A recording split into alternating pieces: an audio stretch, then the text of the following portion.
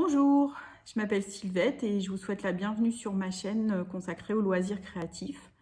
Aujourd'hui, je vais vous proposer un tutoriel. C'est la première fois que je vais faire un tuto pour du patchwork et plus précisément des hexagones au patchwork. Donc ce genre de petites choses, voilà.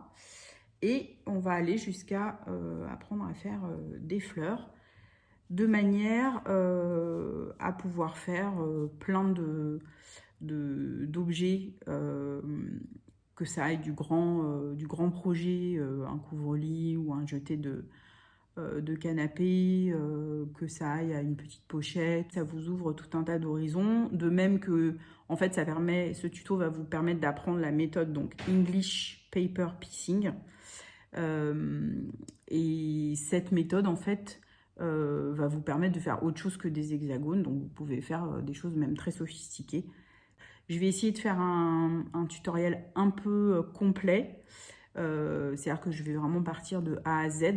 Donc, peut-être que vous avez, vous, envie d'aller directement dans certaines parties ou qu'une fois que vous l'aurez regardé, vous aurez envie de revenir uniquement sur certaines parties. Donc, en fait, dans la barre de description qui est en dessous de la vidéo, je vous mets les temps, le timing, de manière, avec les différents chapitrages, de manière à ce que vous puissiez aller directement au moment des vidéos qui vous intéressent le plus. Alors, première question, qu'est-ce que c'est que le English Paper Piecing? Vous ne trouverez pas beaucoup, même si ce sont des vidéos en français, vous ne trouverez pas beaucoup de vidéos qui emploient d'autres termes que English Paper Piecing, parce que la traduction française... Alors, c'est de la couture sur papier, je crois que c'est plutôt ça le mot le plus fréquent qu'on puisse trouver en français, donc couture sur papier à l'anglaise. Mais voilà, je pense que si vous faites une recherche sur Google, couture sur papier, vous trouverez à peu près, mais en principe, vous trouverez beaucoup plus d'informations et de choses en tapant vraiment les trois mots English, Paper, Piecing. Donc English, ça veut dire anglais, Paper, ça veut dire papier, et Piecing, ça veut dire piéçage, couture, assemblage. Voilà.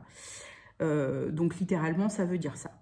Ensuite, d'un point de vue pratique, ce que ça veut dire, c'est que en fait, on va utiliser du papier cartonné,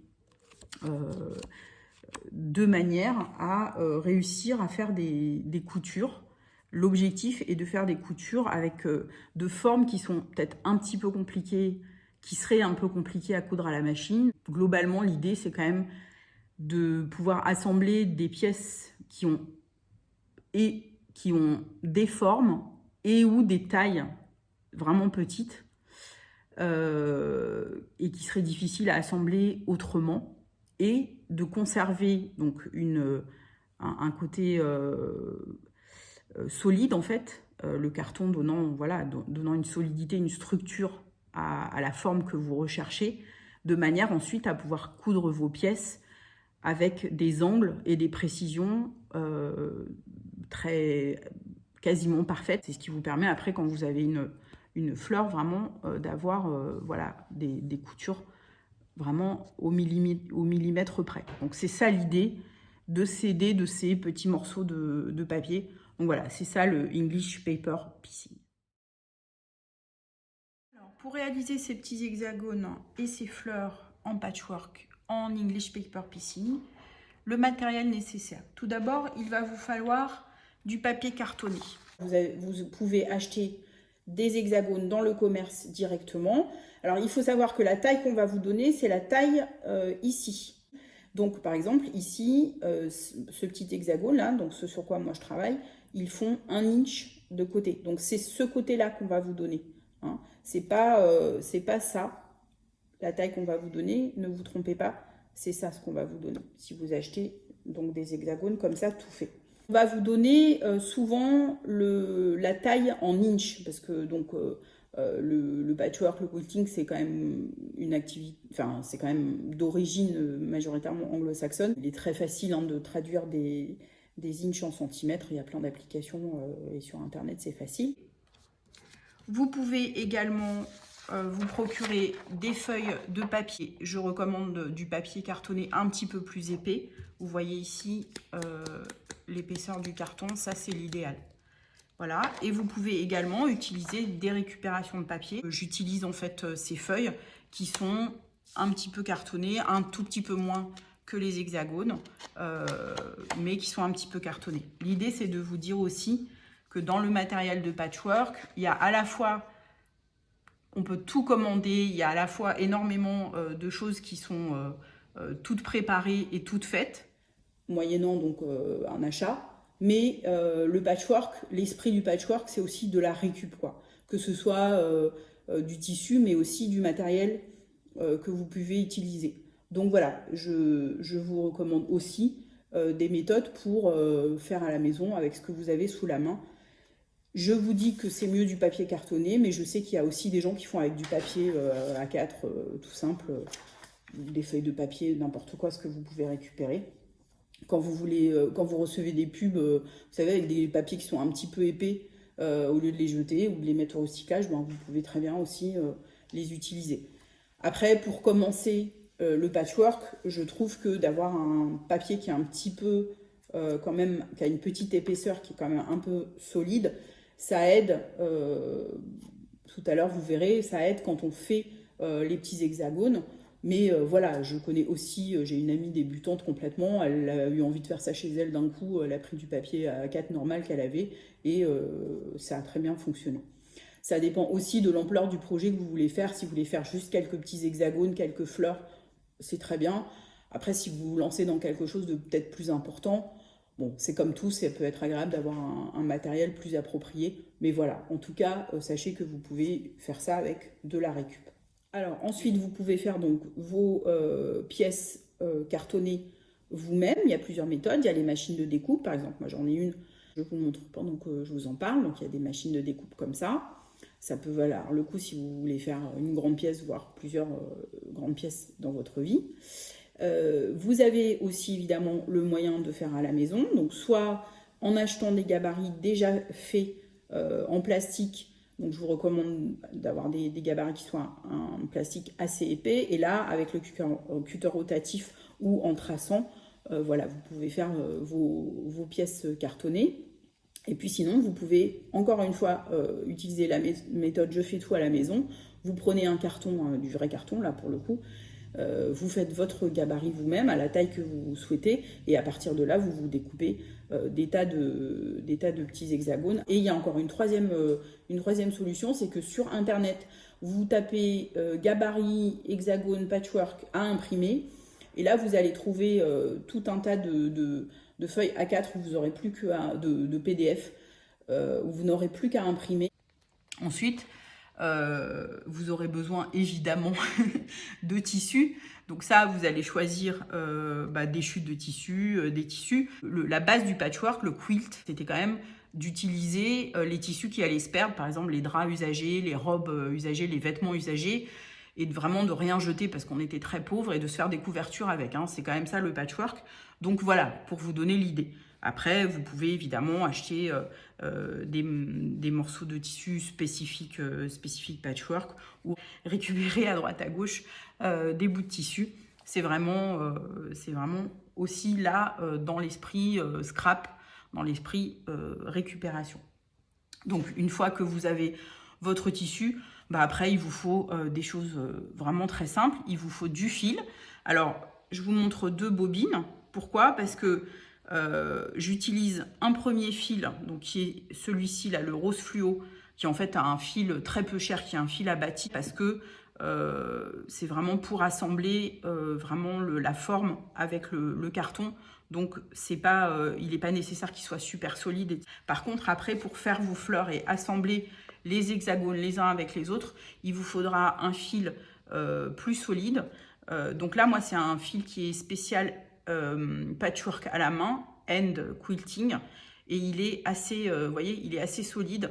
Donc peut-être un peu plus solide qu'un fil de couture, mais un fil que vous utilisez pour la couture aussi, pour coudre vos boutons et tout ça. Si vous avez ça sous la main, ça ira bien aussi. L'idéal étant, voilà, un fil de patchwork spécifique pour ça, parce que vous voyez, quand je tire dessus, ils sont quand même extrêmement solide. Donc pour la durabilité de votre projet, ça peut être bien, mais c'est pas une obligation. En tout cas, il vous faut du fil. Il vous faut évidemment des ciseaux, bon, ça, rien de plus banal. Et c'est pas obligatoire, j'en parlerai tout à l'heure, mais si vous voulez des épingles ou les fameuses petites pinces en plastique là, que tout le monde utilise désormais, vous pouvez avoir besoin de ça. Voilà pour le matériel. Donc nous allons démarrer le tutoriel pour faire un petit hexagone en tissu. Alors évidemment, vous prenez votre fil, vous prenez assez long, c'est la taille d'un bras pour moi, et vous l'enfilez. Juste un petit tips, un petit conseil pour les débutants, c'est l'aiguille qui va au fil, c'est pas l'inverse, ça vous aidera à aller beaucoup plus vite pour rentrer l'aiguille dans le fil dans le chat de l'aiguille. Ensuite, vous faites un nœud au bout de votre fil. Je vous conseille, je vous montre comment faire un nœud de quilteuse. Donc, vous faites un cercle pour amener l'extrémité de votre fil vers votre aiguille. Vous le coincez avec votre doigt. Vous faites 1, 2, 3, 4 tours comme selon ce que vous voulez. Moi, j'en fais 3. Vous attrapez votre fil et vous glissez tout au bout de votre fil. Et voilà, vous avez votre nœud qui est fait. Et l'avantage, c'est qu'on perd très peu de fil et que c'est simple à faire. Alors, une fois qu'on a son aiguillé, donc on prend son petit hexagone en carton et avec le tissu donc qu'on a eu tout à l'heure, on va faire également des hexagones. Je ne vous redis pas les méthodes pour faire les hexagones, c'est exactement celles que j'ai décrites dans la partie matériel pour les hexagones en carton. Simplement, il va vous falloir faire des hexagones avec une marge de couture.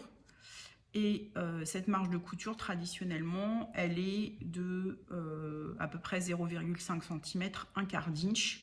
Alors, traditionnellement, on fait des hexagones où on fait en tout cas le tissu de la même forme que le petit carton. Après, si vous faites... si vous le souhaitez, vous pouvez, j'ai vu aussi des tutoriels, c'est pas la majorité, mais il y a aussi des tutoriels où on va vous dire que c'est pas la peine de faire un hexagone et que vous pouvez très bien prendre votre tissu et couper un carré pour faire le truc. Moi, je trouve que c'est plus joli et j'aime bien faire ça, comme on dit dans les règles de l'art. Voilà, donc on va poser le petit carton sur le tissu. Donc c'est là où l'option épingle est possible. Moi, je ne les utilise pas, mais je vous montre quand même. Peut-être pour démarrer, ça peut être plus simple. Et si vous voulez bien centrer donc votre petit carton au milieu de votre tissu, bah, vous mettez une épingle, voilà, que vous retirerez ensuite. Donc encore une fois, moi je le fais pas, et même si ça bouge un petit peu, c'est pas très grave. Voilà, et bien on va commencer la couture. Donc pour démarrer, on va rabattre le premier côté de tissu et le second de manière à former l'angle. Et puis ce qu'on va faire, c'est qu'on va donc attraper le tissu du dessous et le tissu du dessus ensemble. Et donc on va tirer le fil jusqu'au bout. Donc dans ma méthode, on n'attrape pas le carton, on attrape uniquement le tissu. Donc on va ensuite faire un petit point arrière en refaisant le même geste, attraper le tissu du dessous et le tissu du dessus. Et voilà pour un premier angle. Ensuite, on replie pour l'angle suivant. On va de la même manière prendre le tissu du dessous et le tissu du dessous sans attraper le carton et refaire un petit point arrière. Donc je précise sans attraper le carton parce que si vous regardez d'autres tutoriels, vous verrez que dans certaines méthodes, il y a des quilteuses qui attrapent le carton et qui cousent avec le carton. Et ensuite, en fait, elles vont retirer le fil de bâti là pour pouvoir retirer le carton. Moi, je trouve que ça fonctionne bien sans attraper le carton. C'est la méthode que je préfère. Évidemment, c'est beaucoup plus facile pour piquer, parce que s'il faut piquer dans le carton, le geste est plus difficile. Donc moi, je préfère cette solution. Donc, on continue. Donc, pour chaque angle, on replie le tissu. On pique une première fois dans le tissu du dessous, puis dans le tissu du dessus. Et on fait un petit point arrière en revenant du tissu du dessous vers le tissu du dessus. Et on fait tout le tour de cette manière-là.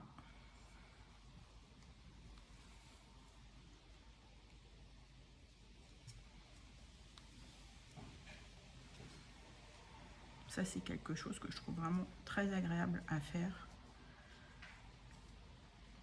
Et donc, quand on arrive au dernier angle, on fait pareil.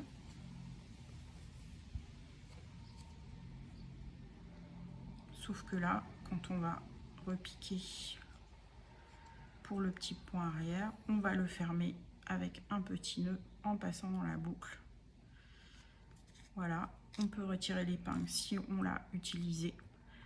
Et on a terminé de faire notre petit hexagone. Vous verrez que vous voyez que je ne refais pas un point vers le premier. Donc en fait, il n'y a pas un cercle complet de fil, enfin un hexagone complet de fil qui est fait. Moi, je m'arrête à ce niveau-là. Et ça tient, à mon avis, très bien. Voilà pour la réalisation des petits hexagones. Pour finir, à propos des petits hexagones, je voulais vous dire qu'il y avait plusieurs techniques. Là, donc moi j'ai utilisé une technique avec du fil et une aiguille, donc de couture. Je vous ai parlé de la technique aussi avec du fil où on attrape le carton, donc chose que moi je ne fais pas. Vous verrez aussi des tutoriels où on utilise de la colle, c'est une espèce de bâton de colle exprès. Il y a longtemps j'en avais utilisé et je voulais vous montrer. Alors c'est peut-être très bien quand on fait rapidement son projet, mais par contre vous voyez, pour vous montrer, donc ça c'est un projet où j'avais utilisé donc ces fameux bâtons de colle. Et vous voyez là, ça s'est complètement défait, donc il va falloir que je recouse. Alors ça fait longtemps qu'ils ont été faits parce que je fais des fleurs au fur et à mesure, et quand j'en aurai beaucoup, je ferai mon projet parce que je veux faire un grand projet. Mais voilà, je voulais quand même vous montrer que à l'usage, bon voilà, moi j'ai des petites réserves sur la colle. Bon, mais voilà, je voulais vous mentionner qu'il existe ce système-là.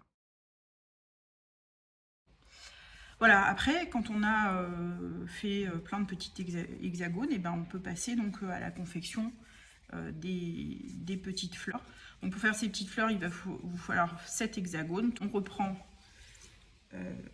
le fil et l'aiguille. Donc cette fois, comme je vous l'ai dit dans la partie matérielle, on prend à coup sûr un fil bien solide.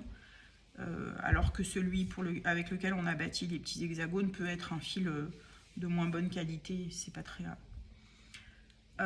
Donc on refait un nœud. Hop. Voilà, alors on va d'abord procéder endroit contre endroit, et donc on va positionner le premier pétale avec le cœur. Ce que vous allez faire, c'est que ce qui est important, c'est quand même d'avoir des coins et, comme je vous l'ai dit précédemment, des angles assez jolis et le plus précis possible. Donc vous allez piquer les deux tissus, donc sans attraper le carton, mais en fait le petit carton, vous allez le sentir. Vous allez voir, si jamais vous l'attrapez un peu sans faire attention, ce qui sera sûrement le cas sur un projet de grande ampleur, vous verrez après, on retire les cartons facilement en tirant un petit coup sec, il n'y a pas de souci. Donc vous prenez bien les deux petits angles et donc vous cousez. Et moi je repasse exactement au même endroit, voilà, dans les deux angles pour que ce soit bien solide. Et après le principe ça va être de faire des petits points droits. Donc on prend vraiment quelques fils, vous voyez. Et donc moi je fais aux deux angles là, je fais ça, je les fais assez rapprocher mes petits points, toujours dans l'idée que ça soit bien nickel au niveau des angles. Donc il s'agit juste de piquer quelques fils du tissu d'un hexagone et droit dans le tissu de l'autre hexagone et on tire. Voilà, c'est vraiment ça. Et après sur le nombre de points, bah, c'est à vous de voir. Moi j'ai compté que sur des petits hexagones comme ça de 1 inch, je fais à peu près entre 20 et 25 petits points. Vous faites un petit point de tous les 1 à 2 mm. Bon, voilà. Bon après c'est comme tout, vous allez avoir des tutos où on va vous dire d'en faire des extrêmement serrés, d'autres où on va vous dire que allez hop 3, 4, 5 ça suffit. Moi je trouve que 3, 4, 5 ça suffit pas parce qu'après ça fait un jour quand on retourne. Mais voilà, moi ma méthode c'est celle-là. Plus loin de la caméra et plus décontracté, pour vous montrer que c'est quand même bien. Enfin, moi je trouve que c'est bien sympa de faire ça. Alors je précise que je suis quelqu'un qui n'aime pas faire la couture à la main. Quand j'ai un bouton à changer, en général je le fais au bout de 15 ans. Parce que ça me... Voilà, alors quand j'arrive à l'autre angle, et ben comme de l'autre côté, je prends bien les deux petits coins. Je refais un premier point et ensuite je fais un second et là je vais faire un petit nœud en fermant la boucle. Voilà, je ne coupe pas mon tissu et je prends un autre pétale, donc je regarde comment il va venir se positionner et je vais choisir de coudre ce côté là. Donc je ne coupe pas parce que j'y vais directement. Même si vous décidiez par exemple de coudre ce côté là du pétale avec le cœur, vous pouvez très bien venir commencer ici et emmener votre fil. Dans la tradition quilting, ça se fait. Dans la tradition du patchwork, vous voyez, ça donne ça. C'est-à-dire que là, j'ai jamais coupé mon fil. Et donc, parfois, je suis passée de finir ici à reprendre là, etc. Et une fois que vous avez positionné, vous reprenez vos deux petits angles. Hop. Avec les petits points tout droit de l'un à l'autre. Moi, j'aime bien, encore une fois, bien sécuriser tous les coins. Donc, je refais un petit nœud à chaque démarrage, après être passé une première fois. Et c'est reparti. Pour un petit pétale à coudre.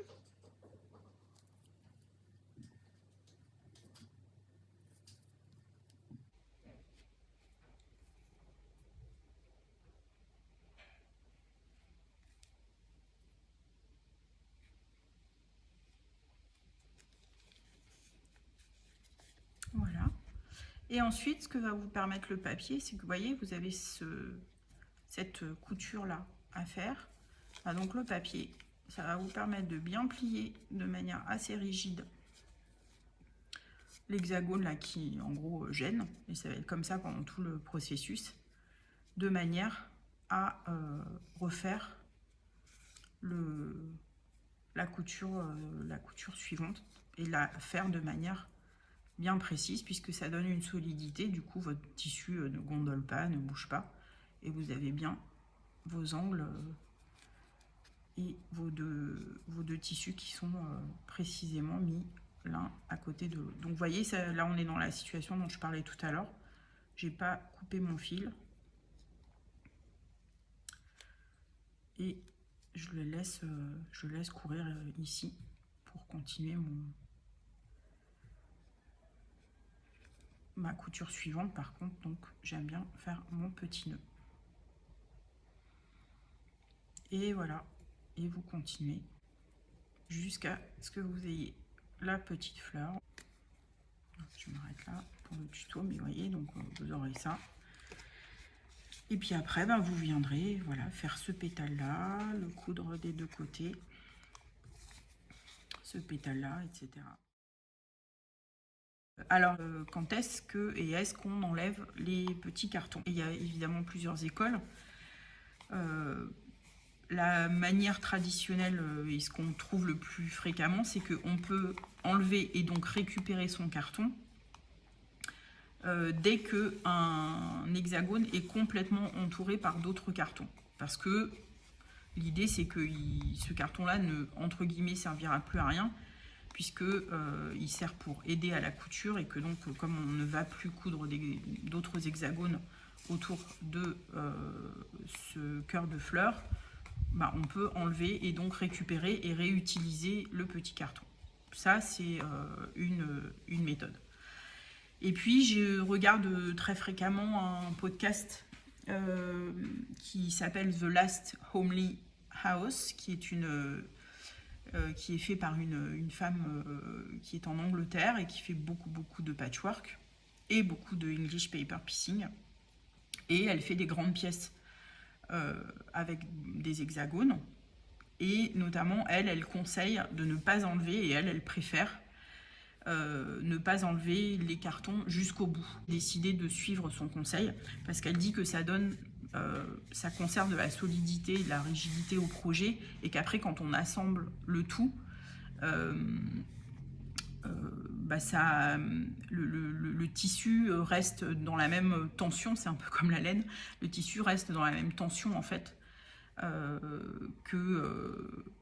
qu'au départ, que si on enlève certains cartons et pas d'autres, ben voilà, ça donne des endroits entre guillemets plus souples que d'autres, et pour assembler c'est moins pratique. Mais voilà, ça c'est sa manière de faire à elle, et voilà, moi je lui fais confiance, j'ai décidé de faire pareil. Mais sinon, tenez, je vous montre, là je l'ai enlevé le carton et je l'ai récupéré. Vous voyez ce que je... Donc évidemment, forcément, bah, là il n'y a plus que le tissu, donc par rapport au reste, c'est plus souple. Et je comprends ce qu'elle veut dire dans l'aspect, dans le côté pour la fin, pour l'assemblage, ça va peut-être être un peu plus délicat. Donc moi, j'ai décidé je décide de laisser les cartons jusqu'au bout. Voilà, ensuite, quand vous avez plusieurs fleurs, je vous ai montré des modèles dans l'introduction de ce tutoriel. Donc, vous allez les assembler en général par ligne. Enfin, comme vous voulez en fait, hein, c'est vraiment... Voilà, mais en principe, vous ferez des lignes. Voilà. Et puis, vous réassemblerez vos différentes lignes. Alors, si vous faites un ouvrage qui est un petit peu grand, je voulais vous montrer, donc toujours dans ce podcast The Last Homely House, cette dame, en fait, elle a des grands morceaux de polystyrène, et du coup, après, pour trouver l'harmonie entre les différentes pièces, en fait, elle les épingle sur ce grand panneau en polystyrène, et du coup, elle peut changer, modifier, et du coup, elle ne les assemble que quand elle est vraiment satisfaite du résultat. Donc voilà, je voulais vous montrer vous parler de ce petit tips, ce petit truc. Voilà pour ce tutoriel, j'espère qu'il vous a plu. C'est pas un tutoriel professionnel et c'est mon premier, donc j'ai fait de mon mieux. J'espère qu'en tout cas, si vous avez envie de faire des petits hexagones, vous trouverez toutes les informations dont vous avez besoin. N'hésitez pas si vous avez des questions. Je vous remercie d'avoir regardé ce tutoriel.